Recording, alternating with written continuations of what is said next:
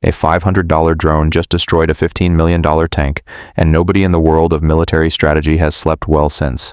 Let's talk about why this changes everything. For 100 years, the tank was the king of the battlefield. Thick armor, massive firepower, moves through anything, stops almost everything. Armies spent decades and billions building them, upgrading them, protecting them. Russia has over 12,000 tanks, the most in the world. Their entire ground strategy is built around them. Entire military doctrines written around the idea that armor wins wars.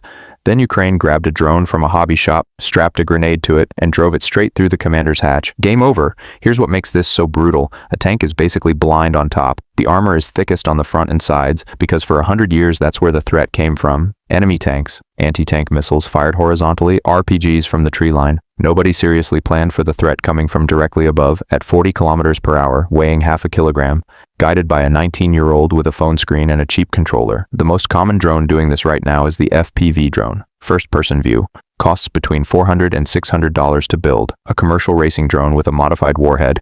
The pilot wears goggles and sees exactly what the drone sees in real time, flies it like a video game, except the explosion is real. Ukraine is launching thousands of these every single month, thousands at tanks, armored vehicles, ammunition depots, artillery positions, supply trucks. The ratio is insane. $500 to destroy equipment worth millions. No air force needed, no training for years, no logistics chain, just a drone, a battery, a signal, and a target. And here's where it gets truly terrifying for every military planner on Earth. This technology is not secret, it's not classified. You can buy every single component on Amazon or AliExpress right now, today. The knowledge to build them is on YouTube. The modification to make them lethal takes an afternoon. What Ukraine proved is not just that drones can kill tanks. Ukraine proved that any group of people anywhere in the world with $500 and internet access can now threaten equipment that took decades and billions to build.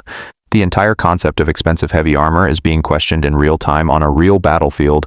Russia responded by putting metal cages on top of their tanks. Called cope cages by soldiers, they look exactly like what they sound like.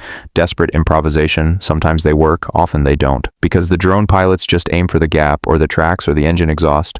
You cannot fully protect a tank from above without making it so heavy it cannot move. The armies that understood this first will win the next war. The armies still buying $15 million tanks without solving the drone problem first are buying the most expensive targets in history. A $500 drone just destroyed a $15 million tank, and the $500 drone won.